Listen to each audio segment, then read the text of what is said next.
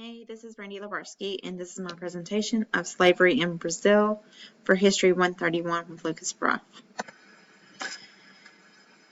First off, how did slavery occur in Brazil? So around 1500, the Portuguese fleet were heading to India for spice trading when they got blown off course. And then they ended up on the coast of Brazil. There, the natives of Brazil were very trusting, and the Europeans took advantage of this and forced them to work. Well, these natives quickly died off due to being overworked and, of course, European diseases. So around 1600, Portugal turned to Africa for labor. It was thought that Africa had an infinite supply of slaves.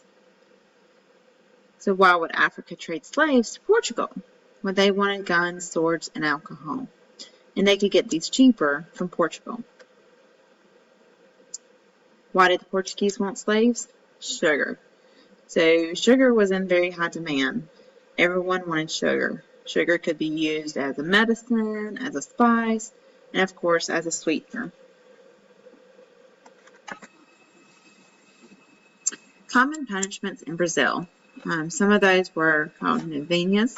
These were whippings that lasted for 9 days, about 200 to 300 lashes, and then they would cut the flesh, and then they would put in the flesh or those cuts cayenne pepper and salt to help prevent infection. They also used instruments of tortures. This could be a tourniquet, hand and neck stocks, thumb screws, irons, many different things were used as instruments of torture. Even bugs. They would use ants' nests or mosquitoes. Very good quote that I got from the article, The Treatment of Enslaved Africans in the Anatomy in Colonial Brazil, is to expose a slave for a whole night, tied to a stake over an ant's nest, as is customary in some provinces, or on a cross to the stinging of mosquitoes. Not very pleasant for the slaves at all. So why would the slave owner not want his slave to be exposed to religion? The article had a very good quote for that. So, in order that a slave owner reign with sovereignty, it is necessary that his slaves be kept in ignorance of any authority superior to his will.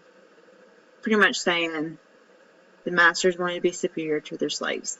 They didn't want their slaves to have a superior being other than them. So, the connection between the present state of Brazil and feudal times in Europe.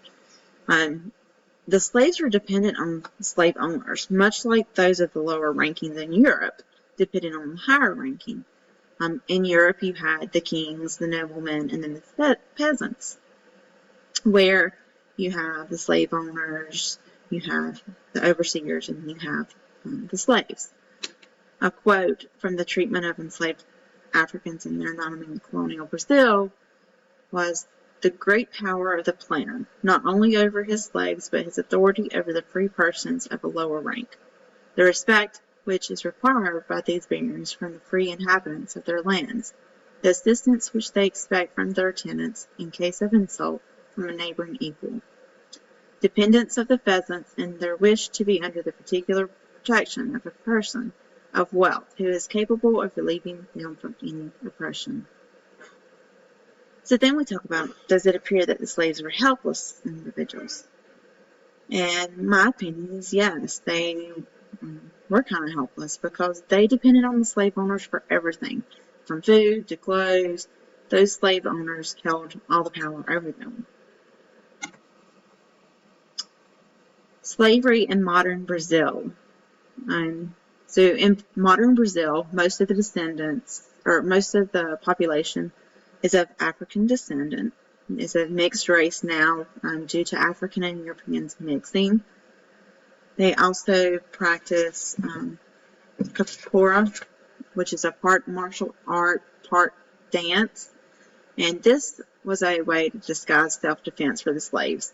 When the slave owners would come upon the slaves, it would look like they were doing a dance. And this was a way that they could, again, protect themselves. Also, Candomblé, which was an African Brazilian religion, which was invented in Brazil, and it was based on the gods of African slaves. It is still practiced by many in the modern Brazil.